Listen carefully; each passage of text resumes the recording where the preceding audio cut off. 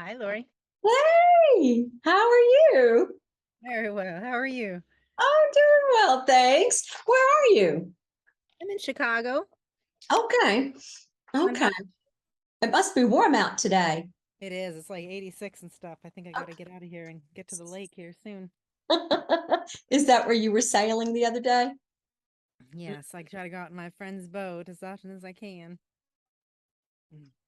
I'll bet, because in a few months, that won't be quite as interesting. Yeah, I try to leave Chicago when it gets too cold. That's so good. Well, I started recording, but I'm not like I'm not, I edit. I edit the beginning and the end just so we can say what we want to say and then, you know, get our feet wet. So yeah, it was crazy about the email. I sent it earlier and it said this email does not exist. And I'm like, yes, it does. Did it have my name spelled right still? I think I might have misspelled it. Obviously, I got it right the second go round. Yeah, it's common. The C is often missed or one of the letters. It was the S, but it was just weird because I didn't realize it had kicked back until later. Right. I kept looking and I didn't see it, so I was like, okay, I don't know. Sorry But about anyway, that. happy to connect. I also wanted to just say, which I thought we had kind of talked about, but some of the questions feel a little irrelevant for me in the Okay, telling of my story because I don't know if it'll go anywhere. that's Things, cool. but you can ask. I mean, I don't care, but it's a All right. lot to try to like having grown up in a cult and having joined a cult and then the complexities that get pulled Yes. apart. It's a lot to cover. So I don't know how much we're like talking about, well, what'd you learn about art? I mean, I can go there, but anyway, it doesn't matter to me. I just am putting that out there. No, I think that's good. If you're open to it, let's nix that category, although I do want to talk about sex and money. Um, Yeah, I mean, even sex, money, I mean, I can talk about all of them because within the philosophy of the yoga culture I come from for sure. Um, but anyway, whatever you want. how about, are you open to using this as a general guideline and feeling it out? Yeah. What do you mean? Guideline and feel it. You mean just feel us between us? Like how we go? What do you mean? Yeah, like using this as a general guideline, but then kind of feeling it out because I'll follow where the energy is. Oh, I gotcha. I gotcha. Yeah, That's my whole thing. I totally want fine. to follow what has a pulse, And Absolutely. yeah, that's the whole point. I mean, it's not like this isn't a government agency. Come on, Midget. I mean, that's the whole fun of it. So Kitty Man wants to say hi to you. You say hi to GuruNishan. Hi. Hi, beautiful. Oh, he's a handsome boy. All right, you need to go play. And by go play, he means jump on my lap again. But anyway, uh, are you ready? Mm-hmm. Okay. Let me check my audio. I'm gonna close my mail app so it doesn't ding. Good idea. And is your phone turned off? Yep, mine is always off. Good. I keep mine off a lot and I don't regret it. Yeah, me neither. It's a habit I formed a while ago when I learned how to turn off my ringer, and then now, God, I just remember the time when I couldn't not turn off my ringer. So it's fascinating. I know, right? It's like it feels so good to come in and out of a connection at will instead of, yeah. Hmm. So, are you ready? Oh, Yes, thank you. how would you like for me to introduce you? My name is GuruNishan, GuruNishan. So I just go by my whole first name. Okay, so not love, but just Guru Nishan. Oh yeah, love is totally just made up when I took Kalsa off of it publicly. But yeah, no, love is not my last name. It's just a Okay. Facebook thing. So Guru Nishan. All right. So I'm do finger I do this with my fingers just for the recording so I can edit. So 3, 2, 1. Hey Guru Nishan. Welcome Hi, to Handmaid to Heroine. I'm happy to be here. Thank you for the invitation. Oh, I'm really excited to get right down to it with you and to learn more and to share your incredible stories with soul sucking authoritarian organizations. And Yes. The journey to becoming your own handmaid, full of life-affirming purpose. Yeah, to be our own heroine, to be our own sovereign, right? And to extract ourselves back from all the places we've been extracted. Mm-hmm. I can't agree more. Yay. So, so the first thing is statement of intention. So if we together, could wave a magic wand right now and set your intention for this space right now, what would it be? What would you love to see come out of this? For me, my greatest intention is that we're able to really illuminate the predatory patterns that replay themselves in authoritarian groups. So Mm-hmm. whether it's in a relationship, whether it's in a family, or whether it's an actual community organization, these same power dynamics or manipulative covert dynamics happen. And so my intent is to have our conversation be full of nuggets that people can be able to start identifying when they're in orbit or in connection with some of these dynamics, and identify them in ourselves and in others more effectively going forward in our lives. Awesome. Thank you. That's my intention as well. Because a lot of these things are insidious. No one has a sign up on the door that says, um, welcome to Hell House. In here, you will lose all autonomy and you'll become our slave. They don't do that up front. So you gotta, we gotta decode. And on top of that, it's so essential to know that not only does it have a sign on the door saying, hey, join my cult, but it also, the formula itself is seductive, and it preys on some very basic human aspects to being in human bodies. And so I think the more we talk about it, the more we can destigmatize it, and realize that we're all susceptible, and it's not that group, because that Right. same dynamic is going to show up in the next group and Right. the next group. And so it's in us, and we've got to start paying attention to all the ways it shows up. Yes. So we don't get sucked in and seduced in, because it's trickery. This stuff is age old, and it's trickery. Yes, it is. So one more thing. I need a fun or outrageous safe word. So if we're going a little, if I'm asking something that's a little too delicate about an experience, you can just go, wait a minute, banana pancakes or whatever. So what's your safe word? How interesting. Because safe word, I go into like conscious sex play places, Right. and that's always a funny thing to bring up in these spaces, since so much of our violation is in those True. spaces. So having safe words really creates containers around what does safety mean in this moment, as opposed to all the ways we define safety. Mine would just be like, um, lips. Okay. Lips are my safe word. Lips it is. Thank you. And you're okay with using one, right? Because I Having don't a safe word. wanna... Oh, sure. Yeah. It's just an interesting, for me, it's I have done it a little bit in therapy. So it's like had a crossover where I've used safe word in a therapy setting, but I mostly learned it within the context of learning about like conscious sex play, and having safe words as a way to be able to like not do that. So I find it interesting how they commingle, and how we heal very hard, tough violations in similar ways. Right. And anyway, That's my feeling on it. I've never had, it felt good to make it up a couple interviews ago. So I just started doing it. I Because, dig it. I I'll love the probe. creativity. I will ask, and then if you're like, then that's your prerogative. And so you can just say lips, baby, and it's like, okay, we won't do it. So with that all out of the way, you've been in not one but two. Many of us have been in not one but two. Yours are different. One is spiritual, the other's business. How did you get into how did you get into them respectively? Because obviously you weren't born into the second one. Yes. So my name is GuruNishan, and I was actually born and raised with that name because my parents joined a spiritual yoga movement in 1969 that then morphed into a religious movement called Sikh Dharma International. And so my parents were early followers of Yogi Bhajan, and helped to kind of bring about the Kundalini Yoga 3HO organization, which is the Healthy, Happy, Holy organization.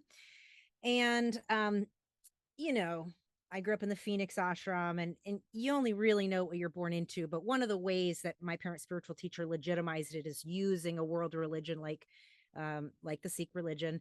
So there was a sense of real legitimacy in our Mhm. upbringing, in the Of sense course. that we were kind of these Western Sikhs. And even though it wasn't the same as the Indian Sikhs practicing worldwide, we kind of got this like special narrative around, the mission of what we were born into. And there was a movement when I was about 5 to send all the kids to school in India, and these things were just very much normal part of our culture. And I didn't go to school in India. My mom had left the culture pretty much right after I was born and took us, but then we ended up back with my dad. And my dad was one of the ministers running the Phoenix ashram. And so all through, the 80s and then into the early 90s. By 15, I had already heard so much of the hypocrisy. My mom was quite vocal. We Ah! kind of had the in and outs. She was ostracized for being bisexual, for having left, for fighting to stay in her children's lives. And that's quite typical of the culture I come from. But just the story I want to tell is that by 15, I really felt like I deprogramming and starting to think for myself. Yeah. And the narrative that kind of propelled my 20s and 30s was Yeah. really that I had shed the dogma, the religious dogma of my upbringing, kept the health conscious aspects, because the yoga and the meditation and vegetarian and all the other kind of consciousness aspects were very much not as easily distinguishable as like a cult, at least in Sure. my lens of things. And so I never really felt like I had this defining moment of leaving. I just was aware that there was a lot of hypocrisy, a lot of incongruency. My dad would talk about it. My mom would talk about it. So growing up, I felt like I was a really aware child. And I think that's also quite typical of all the kids that grew up like us. We are practicing this evolved type of yoga that touts itself as the yoga of awareness, with whole philosophies on how to eat, how to dress, how to sleep, how to shower, how to wear your hair, like every aspect of the lifestyle. And so there's an air of superiority of having this kind of evolved, enlightened consciousness. And then as as Mhm. as the decades get on, Kundalini yoga, even to this day, is touted as the yoga of awareness, the fastest way through the subconscious. And and so it's infused with all this kind of supposed conscious rhetoric and health practices, whether they're fasts or diets or breath techniques or meditation techniques. So to start pulling this stuff apart, um, and see like the good versus the not so good, I felt like I had really done a lot of that through my teens and my 20s, Mhm. thinking that the dogma is one thing and the health consciousness another. And generally, I grew up pretty blessed, and I was grateful, which leads me to how I joined the next cult, because I was pretty distinctly aware I didn't want to be a yoga teacher. I wanted to be a business person. I wanted to learn how to make money. I wanted to be an entrepreneur. I wanted to travel the world. And that lends itself to kind of the haves and haves nots that my community had. The yoga teachers were the benevolent, serviceful ones making no Mm. money, and the business people were doing, big money endeavors. And so there were just obvious gaps between people who had money and not had money. And my dad never seemed to have any, and yet he did really noble work, like teaching yoga in prisons. So I say all that to say that I was deprogramming from my upbringing in a lot of ways by exposing myself to other lifestyles by the time I was all through my grade school and 15, 16 into my 20s. So when I joined the business cult, which is a multi-level marketing business, Mm. I recognized so many things I didn't like right away that were cult dynamics, because I could recognize how I grew up. Can Anyway, I you want me to stop you stop? right there? Mm-hmm, mm-hmm. So before we leave the yoga group, what were some dynamics that were culty? Because we see hypocrisy anywhere and everywhere. I mean, that's not necessarily a culty thing. What dynamics? What kind of, especially now with the lens through what you know now? What? Well, I'd be better to enter this conversation if I can move it forward to present day, because Okay. because joining the business cult was very much a part of me wanting to be free from kind of a lifestyle that was all just about service. I wanted to learn how to make money, right? And I remember distinctly getting into that. And so even though there were things I didn't like about it, I felt like, okay, I'm going to join this business as a way to learn something. What I didn't understand is that the priming of growing up in a cult like environment that was yoga discipline based, it primed me for the life that I ended up joining in that business. And so even though it took me 12 years to do it, I eventually built a $500,000 a month in annual sales business, and really dedicated 12 years of my life to do it. And so when that collapsed in 2012, I was able to, for the first time, to feel in my body like, whoa, what happened here is something about my childhood. I could feel the power dynamics, the manipulation, the coercion. I had built something of my own and then it didn't belong to me anymore. I got terminated from my own, they had, my own business supposedly. And suddenly my family wouldn't talk to me anymore. People that edified me one day wouldn't talk to me the next day. And that reminded me of my upbringing. So going back to the questions of some of the things that were culty, was some of the dynamics were being ostracized. If somebody left or took off their turban or cut their hair, they were the evil spawn of the earth. So they were not allowed to, we weren't allowed to talk to them, or they would be shunned. If somebody took off their turban or even said they wanted to leave, they would be slut shamed and told they would become a prostitute, or they'd become a cockroach, or they would die, and just all sorts of things. And so my mom received a lot of that. And so early on, we got exposed to the falsity of it. And yet it was a very normal thing to be publicly shamed if somebody left. So therefore, nobody ever talked about stuff.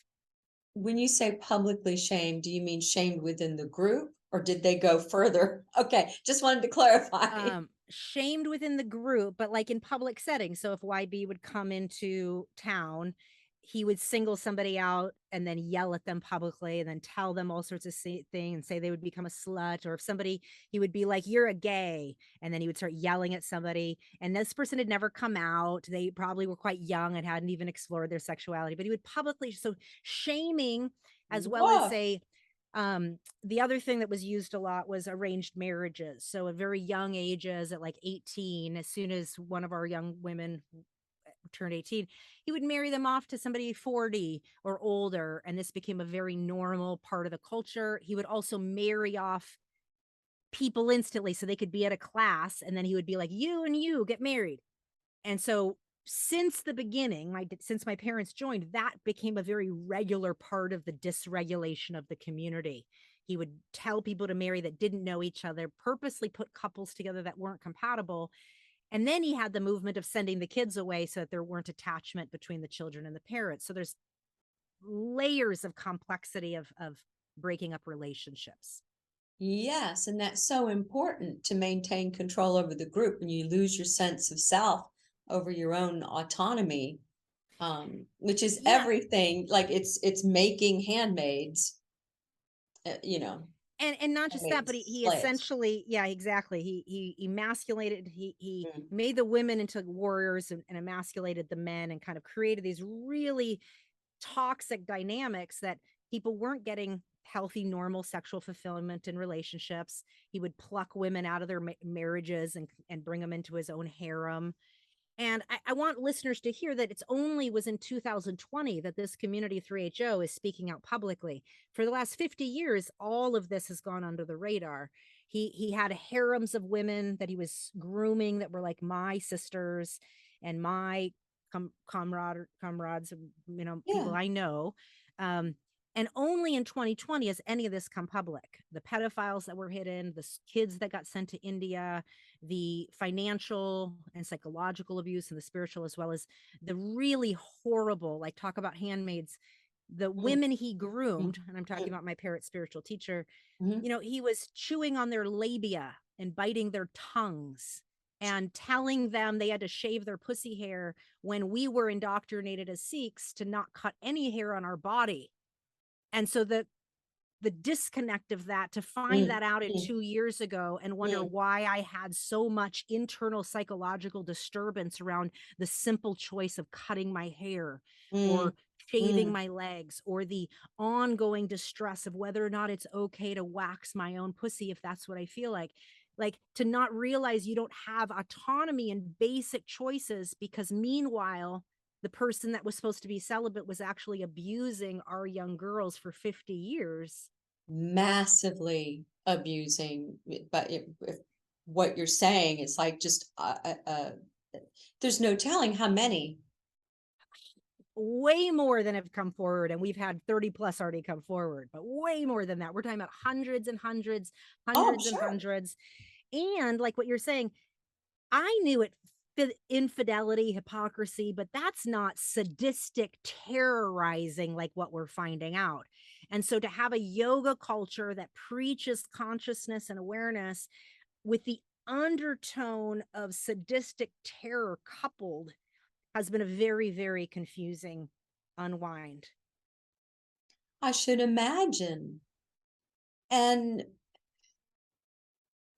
what's so upsetting about it is I have no trouble whatsoever believing it. The dynamics fit too perfectly. They fit too perfectly. And it seems as though the groups claiming the most purity, the absolute, who demand purity and the most purity and service and what have you, usually are the most rank and disgusting, in the inner workings. And it's projection, it's pure projection. It's like whatever, it's just so obvious when you're out, and you look at it, and it's just, and probably who knows what kind of lives those young women have gone on to lead, and what sort of relationships they've been in, and how that shaped their reality and their children's reality if they've had children. And let's keep in mind that a lot of these women didn't even know that what they experienced was abuse. Because if what you grow up in is all you're exposed to, and what I'm really learning about the complex PTSD that I suffer from is that a lot of really basic, normal, healthy Mhm, attachment mhm, we learned mhm. was a symbol of weakness. Yes. And so to uncouple my identity from this kind of like independent warrior, like I don't need anybody and I'm still going to survive, it's such a deeply rooted survival pattern that stems from abandonment. And Mm, when you're born into a cult, your parents, like our generation of parents, they gave up their will to their teacher. And yeah. so what we're doing as children is emulating adults who have severed will. Hmm. So we're actually modeling, match and modeling, not needing anything to the nth degree and being powerful people doing it. So if you ever come into contact with Kundalini Wow. yogi kids, you'll see they're very bright and very big auras and big heart centers and very present. And yet this is an external persona that so many of us have learned how to have to be to Hmm. get very basic needs met. And yet deep inside, what's being unpacked is very complex trauma of not knowing how to trust, not knowing how to share, not knowing how to be vulnerable, not knowing how to create relationships, because I learned very young that love wasn't safe and that someone caring for me isn't safe. And these aren't things I understood because I've navigated the world and had amazing experiences and traveled to exotic places and created powerful programs that have impacted other people. And so one of the places I've learned how to hide is in achievement, is Right. in service, is in Yes. giving to other people. So I can give away as a sense of Yeah. um, being validated. And that itself of itself is very sad. I hear you. It's interesting in the way I've chosen to define heroine for Handmaid to Heroine is it's based on a lot of uh, academic study. I can't take credit for it, but it has to do with just life affirming and just your own life force, like what nourishes and nurtures. And now it's funny, I keep using this as an example, but it's like this is you or me. It's like, okay, what does this need to be nourished? and how much water, what kind of light, what kind of soil, what does this need in this moment to have more life force, to grow well, to stay healthy and strong, and like, and I think it's that simple. But it's so profound, and we're not taught to do that, and especially in these soul-sucking authoritarian groups, it's everything to do with basically, how can I make you more money or make you look good? It was, my experience with it. Mm-hmm. And I'm sure that's not too far off from it, because they're after the money. Yeah, and I think that oftentimes spiritual and benevolent groups disguise that that's happening for quite a long time, because really good cult leaders know how to extract resources where they're at. So some people have money resources, but Yeah. other people have, like me, I had dedication, I had enthusiasm, I had trust, I had loyalty. And so depending on the way that, say, abundance shows up for us in our own frame, you know, you might find a community that you're so inspired by their mission, you want to dedicate your time and energy to it because you're inspired by supporting the mission. And that's so much a part of how cult dynamics work. Is we all long to belong. It's a part of Yes. healthy growth. And so there are really specific ways that really good cult leaders extract that very natural, normal instinct to want to belong, and to want to give to something bigger than us.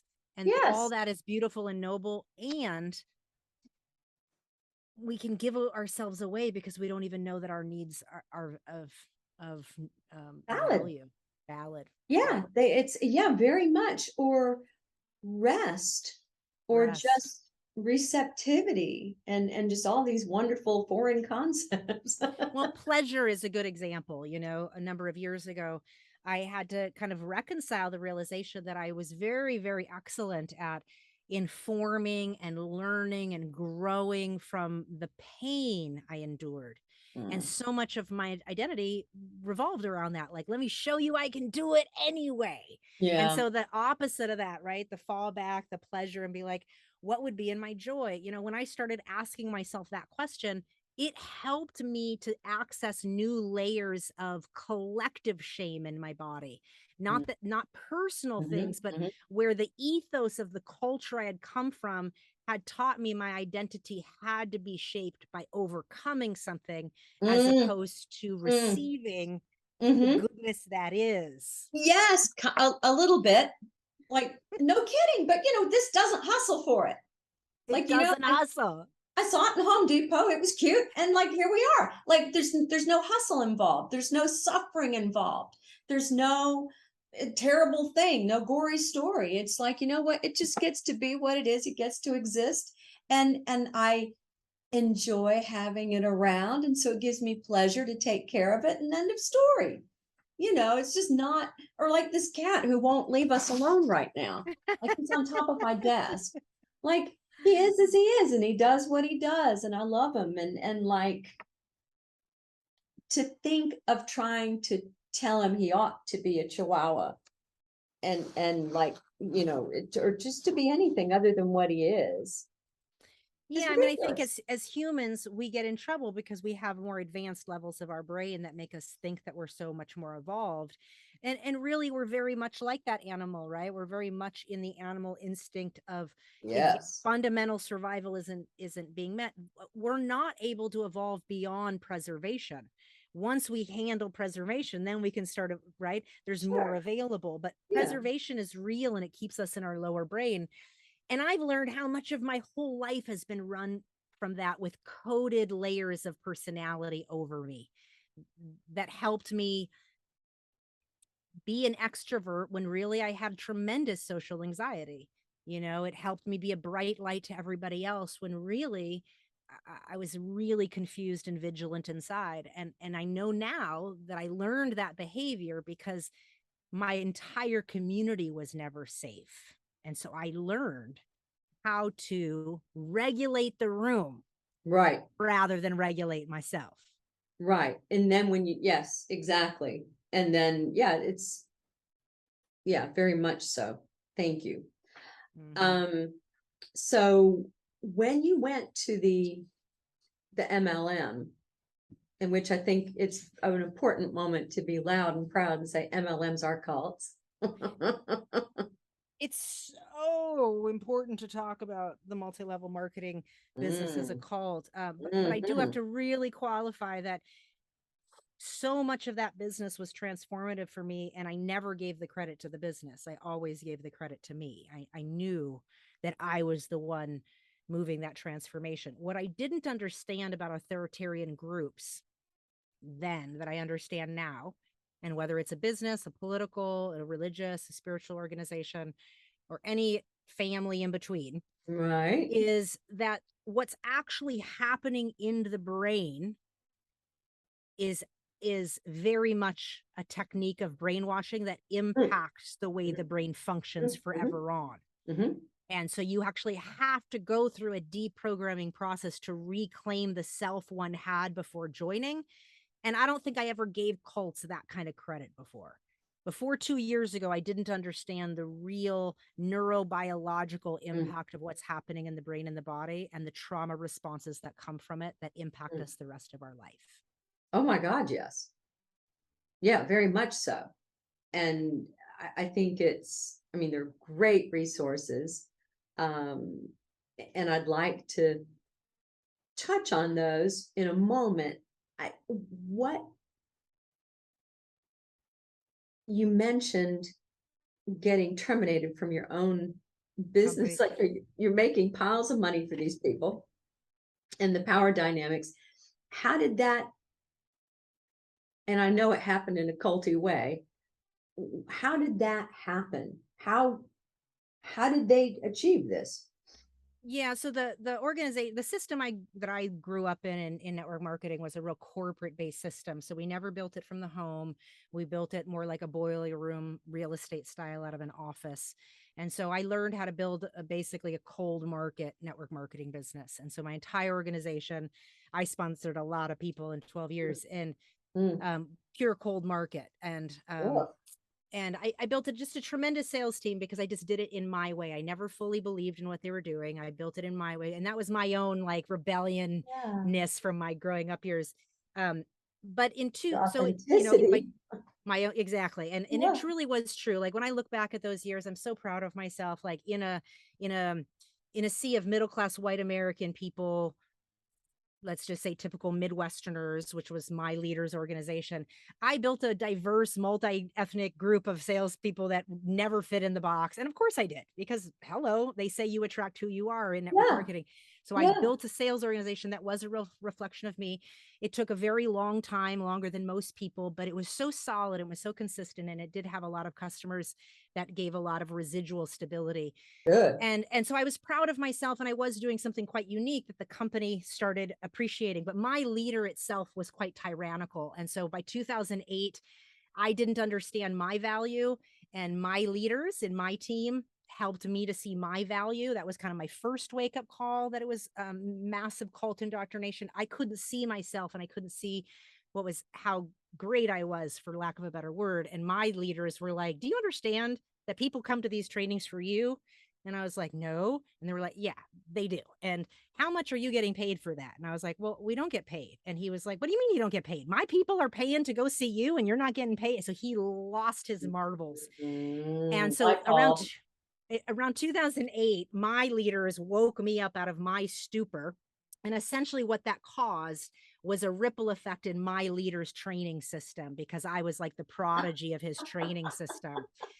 And so when my team stopped going, and it was October 2008, which they helped me do, I did not have the courage to do on my own. My leaders propped me up to help me see me properly. And so when that happened, it caused his training system to go from having 300 plus to less than 50. And then we seceded from his group, but he's still making money on me. I couldn't leave his group, but I could protect myself from him by not letting him see my business. And so I worked directly with the company from 2008 to 2012. He was meanwhile trying to like steal my leaders and turn them against me. And it was just this whole thing. And so in 2012, between 8, 9, 10, 11, the company was coaching me on how to grow. They were like, you don't need that training system. It was authoritarian, blah, blah, blah. And they were reminding me that I could do this on my own, but it was a completely different type of network marketing. Now we had to like do it from the home and record. It was a different system. And so I had to, one of the leaders of the company told me, you'll have to go backward because you're going to be unlearning, but then you're going to bounce forward, and it'll take about a year and you'll bounce forward. And so I just believed them. And so me and my little team, and a part of my team broke off and went to a different company. So 2008 was traumatic by all means. Wow. But by 2010, my business had not only grown again, but it exceeded what it was doing before with his training system, which absolutely caused mayhem. And when my business grew more than when I was with his system, he lost his bonkers, and he worked really hard within the company to get me terminated. And then the company let him bully them, because that's what he was known for, bullying. And so they did all this rigmarole and basically put me on probation for this issue. And I lost my Marlboros. I flew to the headquarters, and the owner wouldn't see me. The head lady wouldn't see me anymore. Like, all of my supposed coaches that were helping me grow all these years wouldn't talk to me. Now it was just attorney to me. If I was smart, I would have gotten attorney, but I didn't know. You didn't know. And so I just didn't do anything. And then within that same 6-month probationary, something else happened and they terminated my business. And anyway, that wasn't even the pinnacle. That was just bad. What I will say is, I knew it was absolutely wrong, but I was tapped. I had zero emotional energy. I couldn't do a thing with it. And I just had to take it for what it was and realize you can't, all of the attorneys I talked to said you can't really go after a network marketing company because they're too big and they'll just bleed you dry. And that's how they've always done it. It's a well-organized trash system. What company was it? It was called Symmetry, and the owner was Rudy Revak, and he since has changed the name to something called Singular. And he has different companies named different things. So I've learned a lot about the industry since then. Just this year alone, I had my biggest epiphany of realizing that the reason in 2012 that I couldn't really examine what was happening to me in my business was because I was fully indoctrinated in the cult. And so the more I've learned about cult deprogramming, the more I can really understand the abuse that I had gone through. Like, I had really gone through some really horrible psychological abuse during those years. And my cult upbringing just kind of was a good primer for me to just think it was normal. Yes. Well, I mean, when you had I know the word, boundarylessness modeled and all around you. I mean, you've got young girls getting bitten. Like, I mean, it's like there's an absolute, like, I mean, it would have been a miracle if you'd emerged from that. It's like, yes, you got, you made a great decision leaving, but it would have been a miracle if you had been able to go into the next thing like nothing had ever happened. Yeah, I mean, it's just like you say, it doesn't work that way. There's a cult expert I've been following by the name of Stephen Hassan, and one of the things he talks about is the essential self. And so what he says, that's what I mean by this. That's what I mean by that. Yes.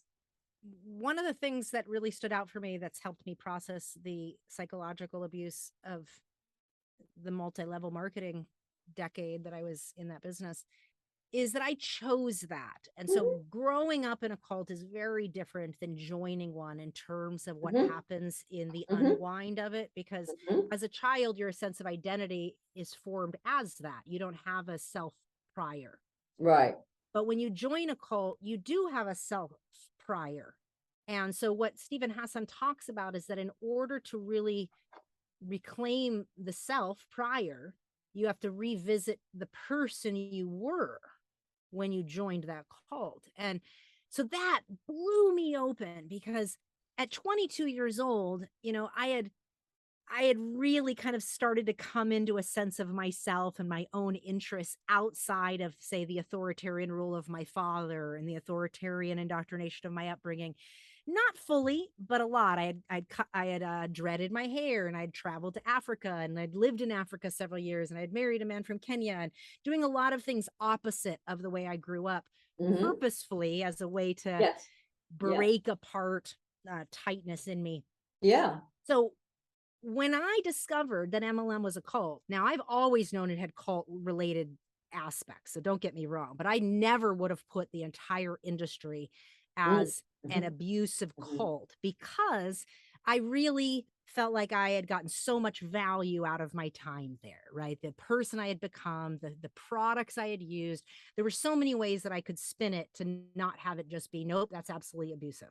So I That's really the want to make thing. that distinction. Yeah, go ahead. Yes, sorry, I should have asked. It was the cat sitting on our questions, but it's there's always something good that was there, even if it was just some other people that you had a real connection with, not the perps, but other people. And like, there's always something we're getting out of it. And I dare say, even in the early days when your folks were at the cult and being told that they're better than everybody else, basically, this the breathing the rarefied air with all these very special teachings and practices, and being so much better than everybody else. And you know what? I'm finding everybody was taught that they're better than everybody else. Or privy to some very special information or abilities or whatever that make it, and it's the same pitch everywhere, the same pitch.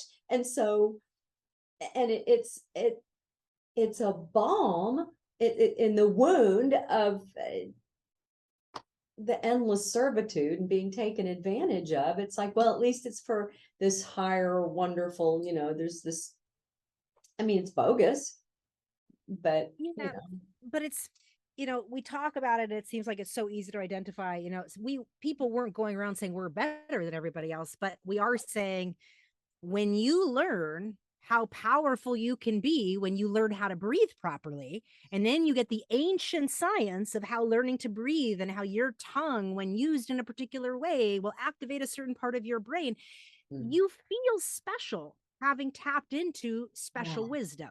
yes. So don't think it's coming in a package that makes you seem gullible. No, Yes. you're not gullible at all. It's Exactly. brilliant fucking rhetoric Yes. that packages itself in a way that touches the place you need for it to pull you in more. Like, this is what makes these spaces so seductive, because Yes. they're not as obvious, right? And the abuse is usually not so obvious, because it comes in the form of love bombing, and you feel very held and seen and supported.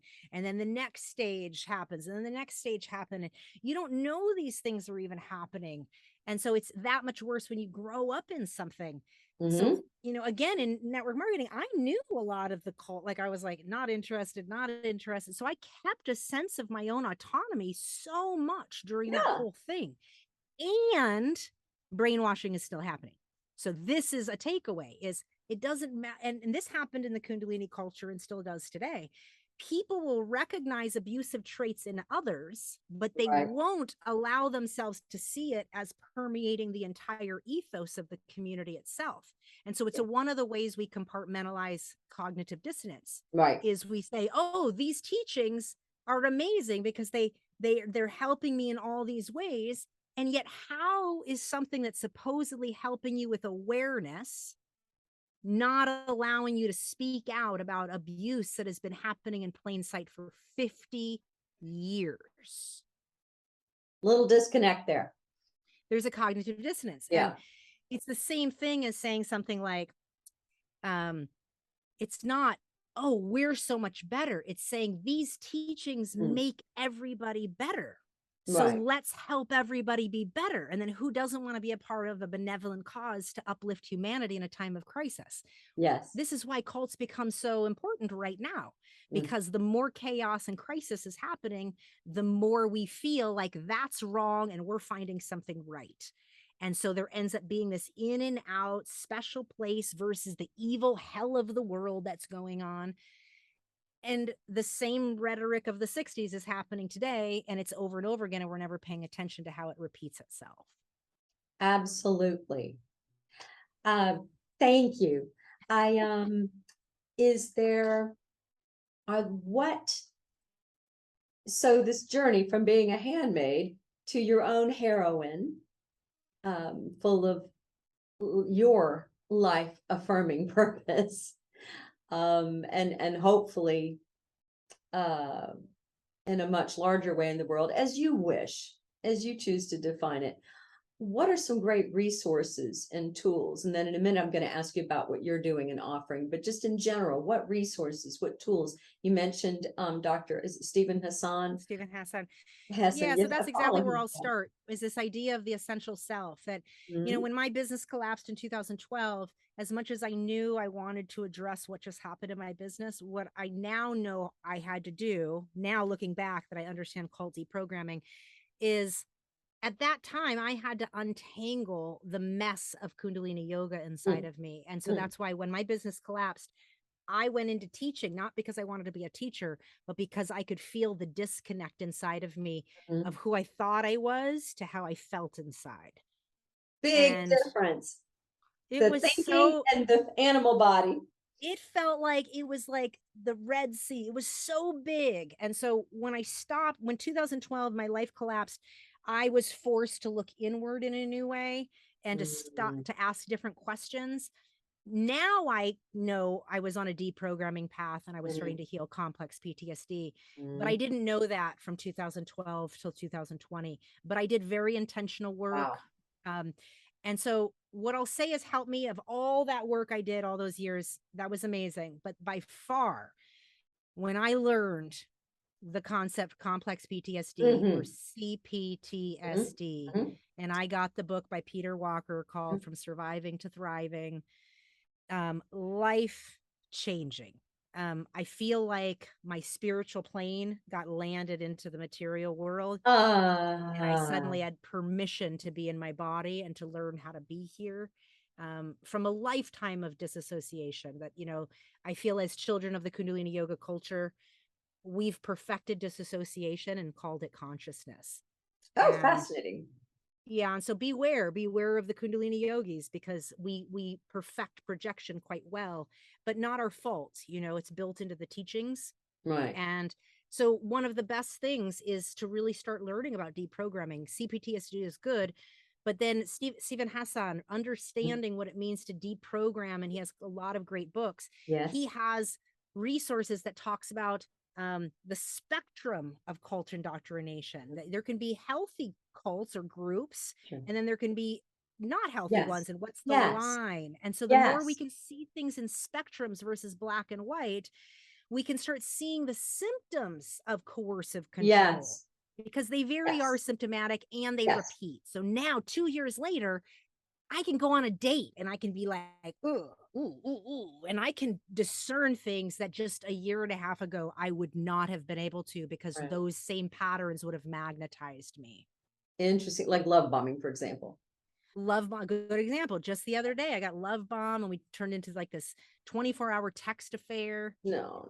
And it was so right, and it was just so interesting. But within 24 hours, I could catch it, and I could be like, "Oh, that doesn't feel good. How come?" And I was able to pull myself back from noticing the pattern, and not be so personally offended. It's not him or my fault. It's historical enmeshment patterns that are playing out because of the longing to want to unite. It's very natural, and yet so is coercive control, because we've grown up in it and we've normalized it.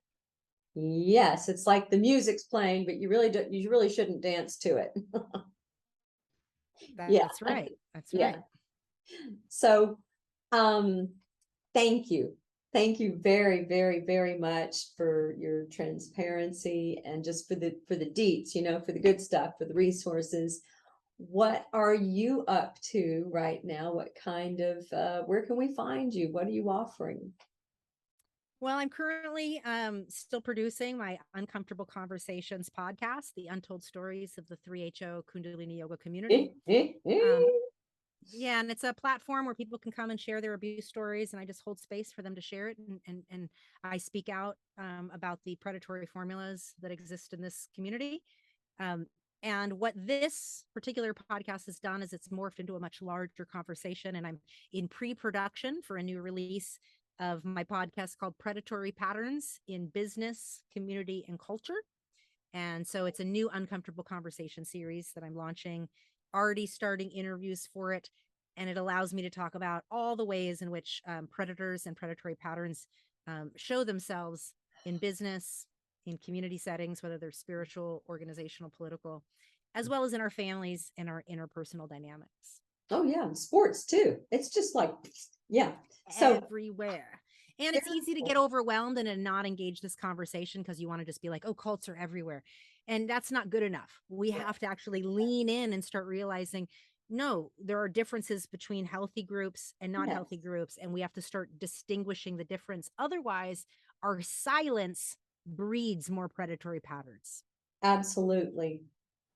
So I think that's you're me. a heroine. GuruNishan.com. That's how you stay connected with me. My podcasts are on all platforms, but the easiest way to find it is just come and follow me at GuruNishan.com. All right, we'll include it. Thank you.